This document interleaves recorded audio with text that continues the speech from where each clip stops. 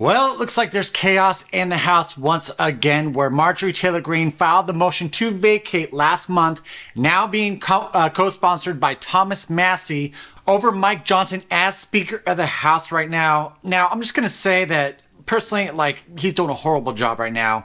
And it's really weird how out of nowhere he decided to flip on so many things where, he did really well on the whole bipartisan border bill that got sent over. He's like, all right, I'm not even going to put this to the floor. He did good with keeping the Ukraine funding out of the House for a little while. It looks like he's going to be throwing 4 separate bills up here soon, talking about Ukraine, Taiwan, Israel, and the national defense. But it's kind of weird how he's softened quite a bit, right? He seems like he just kind of flipped out of nowhere, kind of threw his conservative principles away, and now it seems like the Democrats are pretty much getting whatever they want. They are playing him every single step that they take.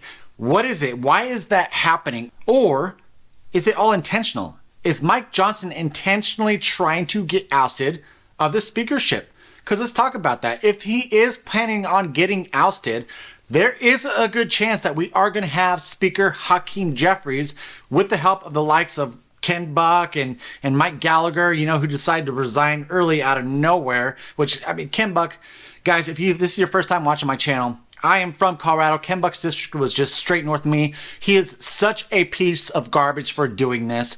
But who is pulling the strings behind the whole scene, right? Real quick, guys, I will get back into this conversation, but first things first, if you do love this content or if you do want to follow along, kind of see what I ramble about in any future events to come, do me a huge favor and hit that subscribe button, maybe give me a thumbs up, notification bell, that way you're notified every single time that I put out a new video. Let's get back to this topic right now. Who is making these reps leave early? And then if there is potential for Mike Johnson wanting to be ousted, for the potential to put Hakeem Jeffries in the event that the election comes down this November, you got a 269 and 269 in the Electoral College. It then gets moved to the House. Then also if Hakeem Jeffries is in charge, guess what he's going to try and do? He's going to try and pass some type of insurrection bill to keep Trump off the ballot come this November. This all goes back to a video I posted not too long ago about Liz Cheney. Liz Cheney has talked to us many times how she will do everything in her power to keep Trump out of office. Check this out right here. I won't do anything that would help him. When I say I'll do whatever it takes, I mean that we need to look at our politics in a very different way. Hopefully he won't win the Republican nomination, but he may well. It certainly looks like he's headed that direction. If he does, then all of us across party lines have to come together to defeat him next November.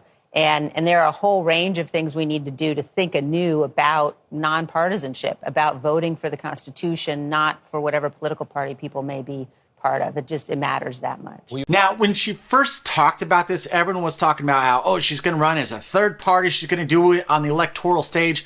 I don't think so. We saw in that video how she says that needs to be a bipartisan support to keep Trump out of office. Outside of that, though, because I'm sure that's going to be labeled as a conspiracy theory, let's look at the optics of this. When the Republicans are so chaotic in the House right now, you already ousted Kevin McCarthy. Now you're looking to oust Mike Johnson.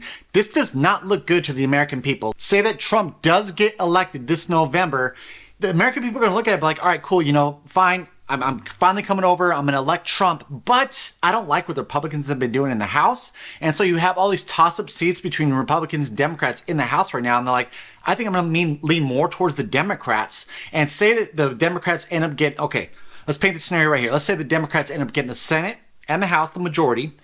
Trump gets elected. Then you're going to have a stalemate. So with that stalemate, Trump will do everything he can for negotiation, of course, because Trump is the ultimate negotiator.